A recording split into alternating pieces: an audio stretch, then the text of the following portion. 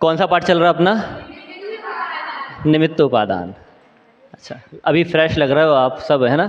ऐसे ही रहना, थोड़े से समय में ज़्यादा समझेंगे, ठीक है? इधर उधर की बातें नहीं करेंगे, जो मूल विषय की बात है वहीं से अपन प्रारंभ करते हैं, ठीक है? एक बार कल जो अपने पढ़ा था उसका सारांश देखते हुए अपन आगे बढ़ते हैं। कल हमने द्रव्य, गुण, पर्याय, ये पहले देखा था, ये चीज़ है। इसमें हमने पर्याय को इंगित किया था, पर्याय के अन्य नाम देखे थे, है ना? द्रव्य और गुण का जो परिणमन है, परिणमन है वही पर्याय है। इसी को हमने और अन्य नाम दिए थे, है ना? जैसे अवस्था, दशा, हालत, और भी बहुत सारे अपन ने नाम दिए थे इनको, ठीक है? और आखिरी में जाके एक नाम दिया था इसे, कार्य। तो पर्याय क्या हो गई? कार्य। तो अब हम खोज में लग गए कि भाई ये जो कार्य हुआ है किसके कारण हुआ, अर्थात इस कार्य का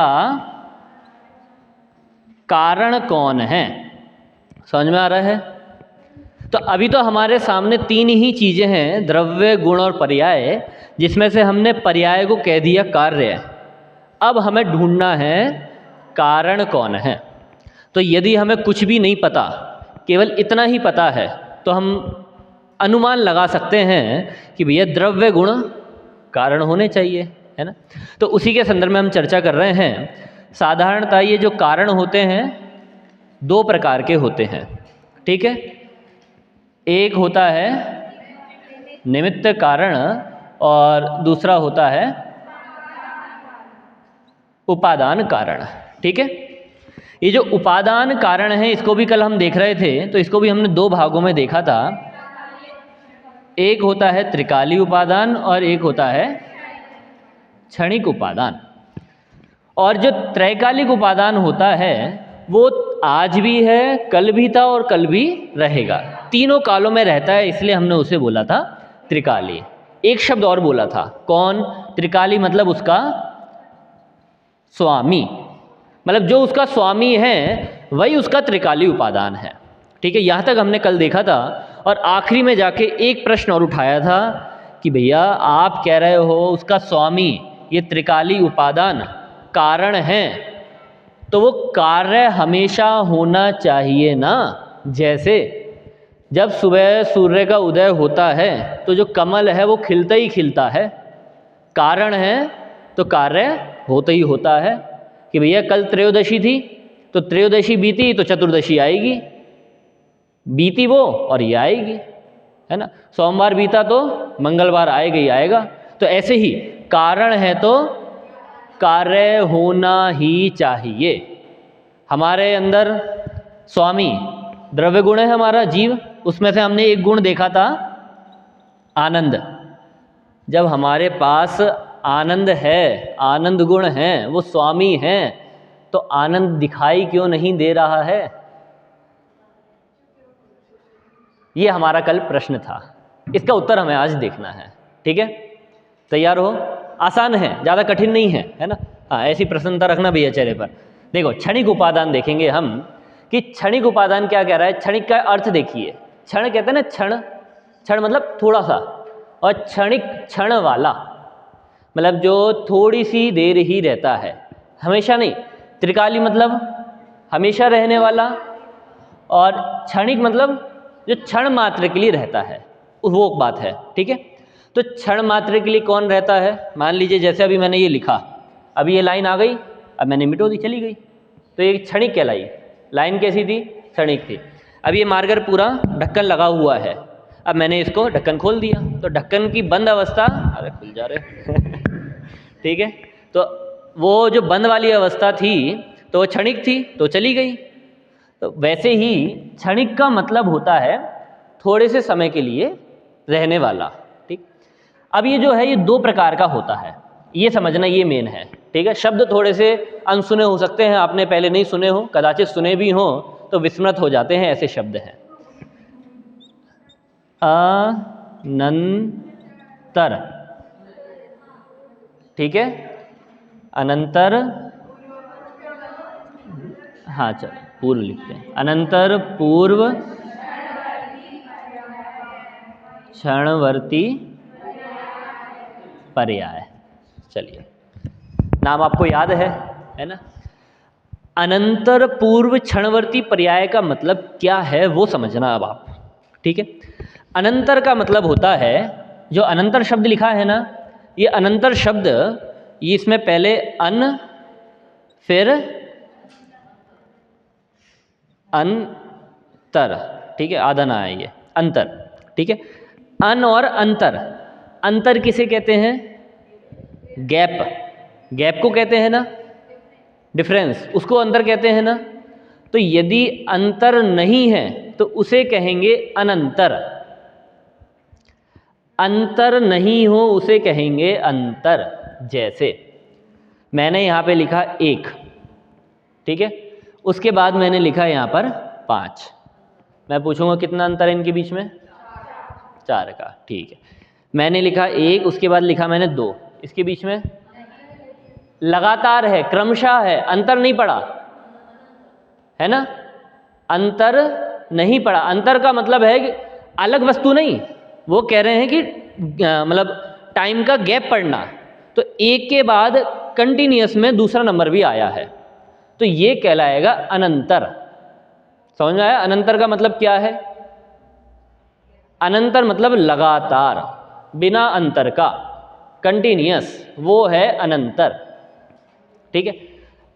अनंतर के बाद शब्द लिखा है पूर्व, पूर्व मतलब पहले। तो किसके पहले? हाँ, अनंतर का मतलब हो गया लगातार, कंटिन्यूअस, बिना अंतर के, बिना गैप के। पूर्व, पूर्व मतलब पहले, तो किसके पहले? तो कह रहे हैं कार्य के पहले, ठीक है। मैंने मान लो यहाँ पे कार्य लिख दिया, ठीक है, कार्य लिखा ही है। कार्य को आप मान लो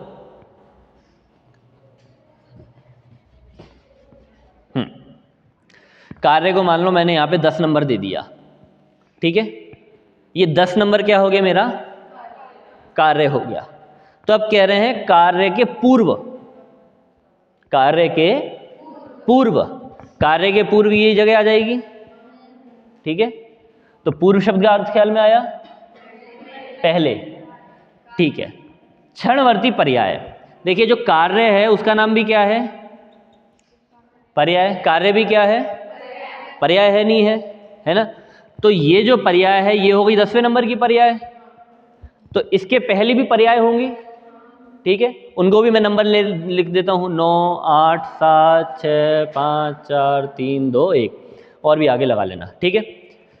ये हमारी पर्याय है, ये भी हमारी पर्याय है, सबकी सब पर्याय हैं, ठीक। पर्याय हमेशा रहने वाली है क्या? नहीं रहने वाली। पर्याय है, पर्याय कैसी होती हैं? क्षणवर्ती होती है, मतलब नष्ट होने वाली है। मान लीजिए अभी 10 है तो अगले समय ही नष्ट हो जाएगी, तो ये भी कैसी हुई? क्षणवर्ती। 9 है, 9 भी पर्याय है, पर कैसी है? क्षणवर्ती है, मतलब अभी है, अगले समय में नष्ट हो जाने वाली है। ऐसी जितनी भी आप पर्याय देखोगे सारी की सारी पर्याय कैसी हैं? क्षणवर्ती। तो जब इतनी सारी की सारी पर्याय क्षणवर्ती हैं, हम उसमें से छांटे कैसे, कौन सी पर्याय लेनी है हमें? तो यहाँ पे एक विशेषण दे दिया पूर्व वाली। किसके पूर्व? तो कार्य हमारा ये है, इसके पूर्व वाली पर्याय हमें देखना है। 10 नंबर की नहीं देखना, अभी कौन सी पर्याय देखना? 9 से यहाँ तक। एक एक शब्द का अर्थ ख्याल में आ रहा है? मतलब हमारे पास बहुत सारी पर्याय हैं। किन किन पर्यायों को देखें? तो उन्होंने बोला कि जो कार्य है उसके पूर्व वाली पर्यायों को देखना। अच्छा, ये सारी पर्याय हैं, तो एक काम करते हैं, आपने ऐसा क्यों लिख रखा है? आप इनको जंबल में जमा दो, जंबल वर्ड्स होते हैं ना, आगे पीछे इधर उधर कैसे भी जोड़ देते हैं, वैसे जमा दो। कह रहे नहीं, ऐसे काम नहीं होगा, आपको उन्हें क्रमशः ही लगाना पड़ेगा, लगातार ही लगाना पड़ेगा, आप आगे पीछे नहीं लगा सकते हैं। 1 के बाद 2 आएगा तो 2 ही लगाना पड़ेगा, 2 के बाद 3 आएगा तो 3 ही लगाना पड़ेगा, 3 के बाद 4 आएगा तो 4 ही लगाना पड़ेगा, वरना नहीं होगा। बचपन के बाद युवा अवस्था आती है, युवा के बाद बुढ़ापा आएगी, तो यही क्रम चलेगा, आप इस क्रम को नहीं तोड़ सकते हो, है ना। खाना खाओगे, पचाओगे, फिर निकालोगे, ये क्रम ही है, इसमें आगे पीछे नहीं कर सकते। ऐसा नहीं हो सकता कि भैया हमने खाया नहीं और नहीं पचा लें, हो सकता है ऐसा? जब खाया नहीं तो पचाएंगे क्या? तो वही बात यहाँ पर कह रहे हैं, पूर्व की पर्याय लेना, उनमें भी एक विशेषता जोड़ दी। कैसी पर्याय होनी चाहिए? अनंतर, लगातार। बात आ रही है अब आपको ख्याल में? अब आप देखना, कोई सा भी हमें काम करना है, मान लीजिए सुबह प्रक्षालन करने जा रहे हैं, तो प्रक्षाल की भी एक पूरी प्रोसेस है। आप कहीं से भी बीच में कुछ नहीं कर सकते। हम पहले प्रक्षाल पाठ पढ़ेंगे, प्रक्षाल पाठ में भी अलग अलग क्रियाएं बताई जाती हैं कि सबसे पहले ये रखना, फिर ये रखना, फिर ऐसा करना, फिर वैसा करना, बहुत सारी क्रियाएं हैं। तो वैसा करेंगे तो हम आगे बढ़ेंगे। अब जैसे अभी आप नोट्स बना रहे हो ना कॉपी में, तो कॉपी में जब आप पहला शब्द लिखते हो उसके बाद आप दूसरा लिख पाओगे। यदि आप पहले ही नहीं लिखो तो दूसरा लिख के क्या करोगे? आपने पहला वाक्य लिख लिया, उतनी जगह भर गई, उसके बाद से आप दूसरा वाक्य लिखोगे। यदि आपने पहला वाक्य नहीं लिखा तो दूसरा वाक्य वो दूसरा नहीं कहलाएगा। ख्याल में आ रहा है आपको? इसका मतलब है कि हमें ये जो कार्य करना है ना, तो कार्य के पहले ये 9 पर्याय होनी चाहिए, तब जाकर ये कार्य होगा। हमें छना हुआ पानी पीना है, ये हमारा हो गया कार्य। कब होगा कार्य? ये पूर्व की क्रिया होगी, है ना? मैं दोबारा से नाम भूल गया, आस्था, हाँ, है ना? आस्था, हमें पानी पीना है तो हम पहले गलना लाएंगे या छन्ना कहो, जो भी आप कहते हो, है ना?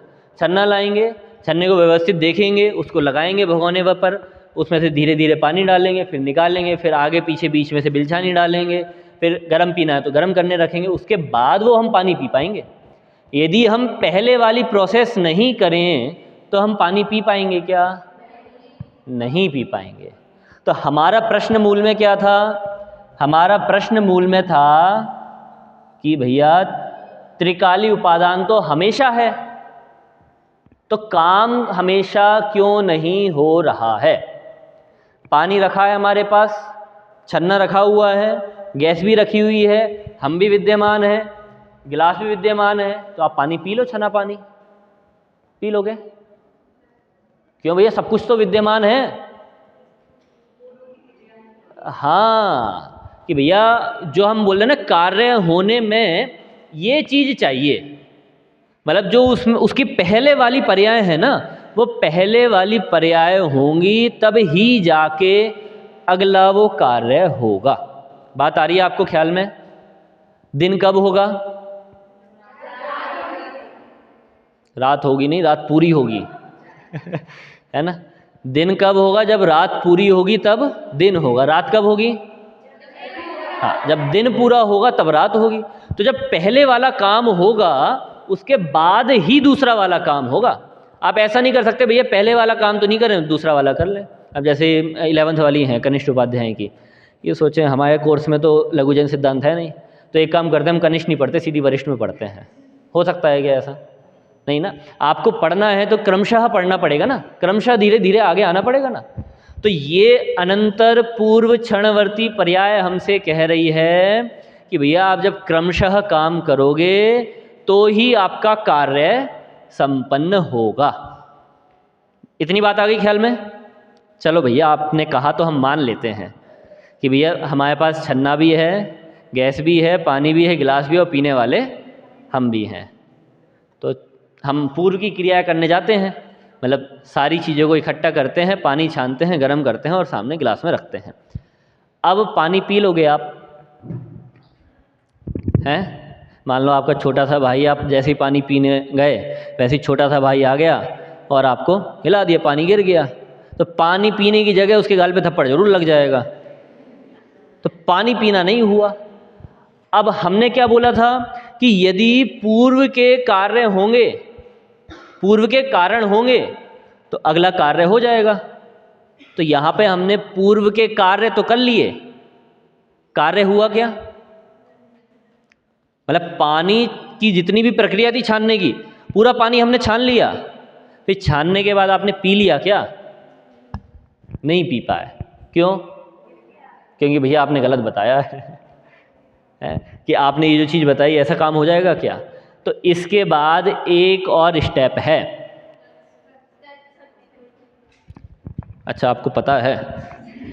चलिए उस पर अभी मैं नहीं आऊँगा, पहले मैं दूसरे शब्दों का प्रयोग करता हूँ। मैं इसलिए दूसरे शब्दों का प्रयोग कर रहा हूँ क्योंकि हम सब क्या शास्त्री पढ़ने वाले हैं, इसलिए हमें वो शास्त्र के शब्द आने चाहिए। ठीक है, तो जैसे हमने ये यहाँ पे लिखा अनंतर पूर्व क्षणवर्ती पर्याय, ठीक है, इसके साथ ही इसका भी ऐसे ही नाम है, इसका नाम है अनंतर उत्तर क्षणवर्ती पर्याय। इसका मतलब आपको समझ में आ गया होगा। यहाँ तक ये हो गई हमारी पूर्व, तो पूर्व के बाद क्या आएगा? उत्तर, मतलब बाद। अब वो भी सेम है, पर्याय है, क्षणवर्ती है, और इसके बाद हो रही तो उत्तर हो गई, और अनंतर शब्द लगाया। अनंतर भी लगाया कि भैया जस्ट बाद वाली होनी चाहिए। ऐसा नहीं कि आपने बीच की 3-4 गायब कर दी और आगे पहुंच गए, उसमें काम नहीं होगा।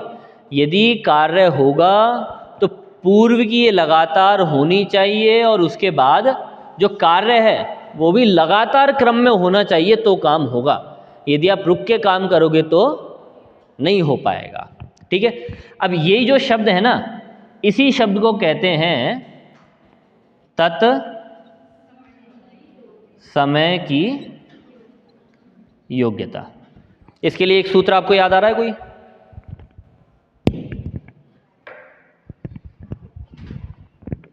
नहीं आ रहा? बोलो बोलो।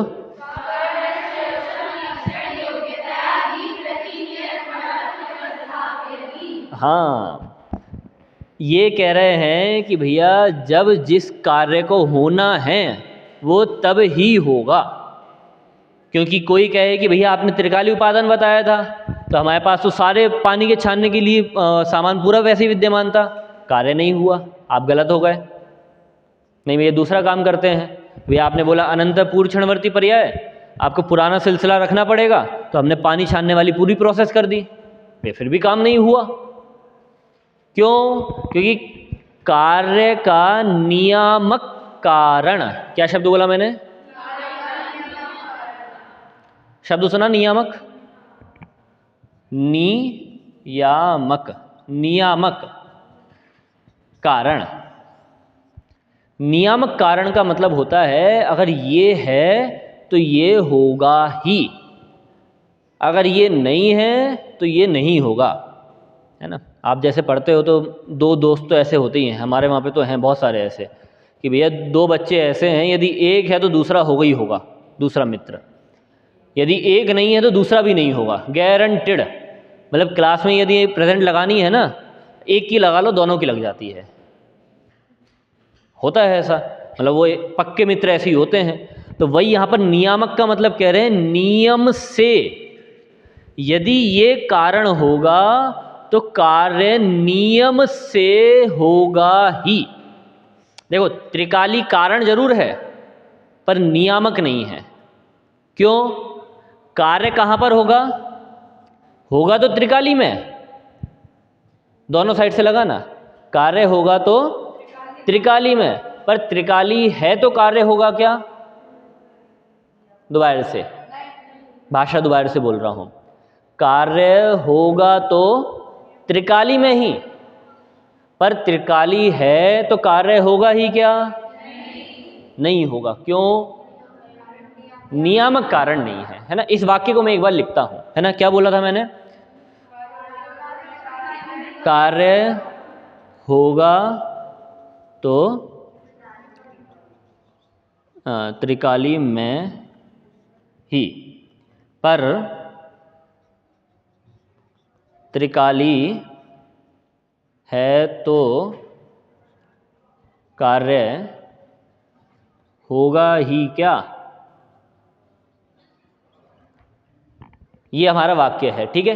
इससे आप समझना, कार्य होगा तो त्रिकाली में ही, इसका मतलब है ये हमारा कारण है, ठीक है। और क्या शब्द आ गया? में शब्द आ गया ना, इसका मतलब है उपादान कारण है। टेक्निकल वर्ड समझ में आ रहे हैं आपको, है ना। कार्य होगा तो त्रिकाली में ही होगा, तो ये हमारा हो गया उपादान कारण। पर त्रिकाली है तो कार्य होगा ही क्या? नहीं। इसका मतलब है उपादान कारण तो है पर नियामक नहीं है, नियामक कारण नहीं है। वैसे ही ये जो चीज़ें हमने लगाई है ना, अनंतर पूर्व क्षणवर्ती पर्याय, तो अब यहाँ पे ऐसे ही लगाते हैं, कार्य होगा तो अनंतर पूर्व क्षणवर्ती पर्याय, पर्यायों के द्वारा ही होगा। तो उपादान कारण हो गया, पर अनंतर पूर्व क्षणवर्ती पर्याय हैं तो कार्य होगा ही क्या? जरूरी नहीं है, नियामक कारण नहीं है। ठीक है, इसका मतलब है कि हमारा ये भी नियामक कारण नहीं है। अब हम और आगे आते हैं, कार्य होगा तो तत्समय की योग्यता में ही होगा। सही है, ठीक है। तत्समय की योग्यता है तो कार्य होगा ही क्या? हाँ, यहाँ पर दोनों में राइट राइट आ गए। इसका मतलब है ये हमारी हो गई तत्समय की योग्यता नियामक कारण, अर्थात वो जो कार्य है वो कार्य त्रिकाली उपादान में होगा, अपने अंदर ही होगा। अनंत पूर्व क्षणवर्ती पर्याय हमारे अंदर होगा तो पर्यायों के सिलसिले द्वारा ही होगा, पर होगा ना वो, तो उसका अस्तित्व जब होगा तभी होगा।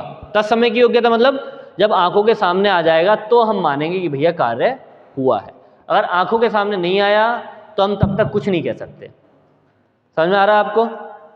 तो तत्समय की योग्यता कह रही है जो जब होना है तब ही होता है, उसके बिना नहीं होता। ठीक है, किसी को कोई प्रश्न?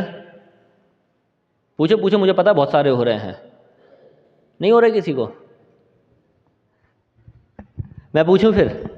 चलिए, मुझे आप बताइए ये तत्समय की योग्यता, इसमें इसका मतलब क्या है? तत्समय का मतलब क्या है? उसी समय। अच्छा, उसी समय कैसे अर्थ निकाला? तत् मतलब वह, उस, और समय, और योग्यता का मतलब सामर्थ्य है। तो सामर्थ्य तो भैया त्रिकाली में थी ना। अरे तो सामर्थ्य पर्याय में कहां से आई? पर्याय तो द्रव्य से उत्पन्न होती है। पर्याय तो द्रव्य से ही उत्पन्न होती है, तो सामर्थ्य कहां से आई? चलो, है मेरा प्रश्न ये है कि आपने बोला ना योग्यता, कैपेबिलिटी, तो वो तो द्रव्य में है ना, त्रिकाली में है ना, तो फिर आप यहां पर क्यों कह रहे हो? पर्याय को क्यों कह रहे हो? पर्याय तो द्रव्य में से ही निकलेगी। हाँ तो कार्य कहा ना।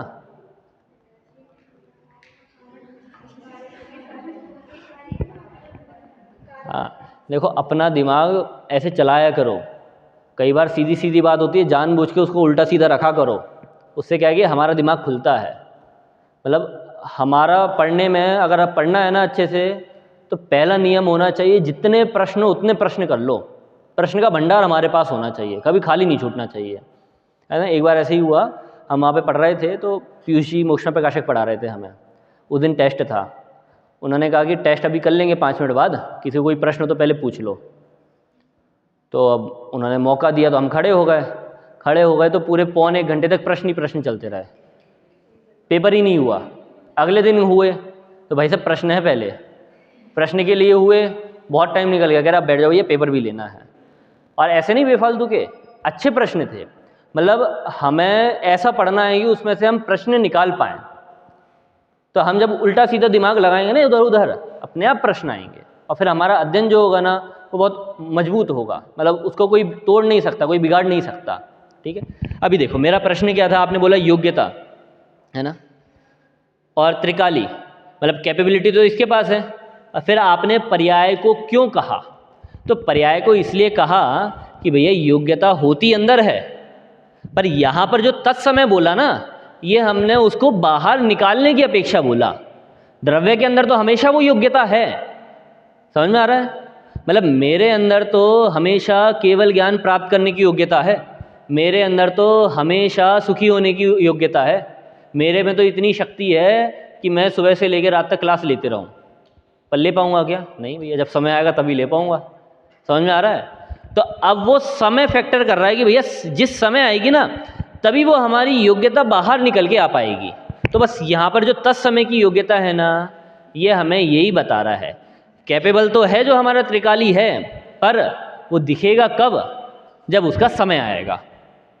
तो हम कहते हैं ना भैया तेरा भी समय आएगा, तो उसका मतलब है कि तेरी भी तत्समय की योग्यता आएगी, देख लेंगे तेरे को उस समय। अब देखो हम बातों ही बातों में इन सिद्धांतों को भूलते रहते हैं। आ गई बात ख्याल में पूरा? ठीक है। तो आज हमने दो ही चीज़ें पढ़ी, अनंतर पूर्व क्षणवर्ती पर्याय, अनंतर उत्तर क्षणवर्ती पर्याय। ठीक है, दो ही दिन हैं।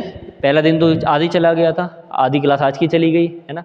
इसमें से 2-4 वो श्लोक हैं जो बनारसी दास जी ने लिखे हैं, है ना, लघु जैन सिद्धांत प्रवेशिका में है, तो उसे आप लेकर आना। ठीक है ना। उसमें से फिर हम कल देखेंगे। कल हमें एक तो निमित्त का स्वरूप देखना है। हो सकता है आपने पहले निमित्त का स्वरूप जाना हो, देखा हो, है ना, पढ़ा भी हो, परिभाषा भी आपको याद हो, पर फिर भी उसमें जो 2-4 शब्द आते हैं जैसे अनुकूल, होने का आरोप, तो इनकी कहाँ तक कितनी सार्थकता है ना, परिभाषा के अंदर उनका क्या स्थान है, वो हम देखेंगे कल, है ना। तो आप और मन में प्रश्न लेके आना कि भैया उसमें हम कैसे कैसे प्रश्न कर सकते हैं। उत्तर की बात नहीं, केवल प्रश्न। अभी जैसे मनीष जी भाई साहब कह रहे थे ना, कोई प्रश्न हो तो पूछो। भैया वहाँ पर तो सबके हाथ खड़े हो जाने चाहिए थे। आप तो पूछो प्रश्न, आप ये नहीं देखो कौन क्या सोचेगा। हम तो पढ़ना है, पढ़ना है मतलब पढ़ना है ना। तो ऐसे ही उपादान का हमने पढ़ लिया, अब निमित्त का हम कल पढ़ेंगे। अभी यहाँ पर ही विराम लेते हैं। अंतिम मंगल। अनंत धर्मणस्तत्वं पश्यन्ति प्रत्यगात्मनः अनेकांतमयी मूर्तिर्नित्यमेव प्रकाशताम्। बोले द्वादशांगमयी जनवाणी माता की।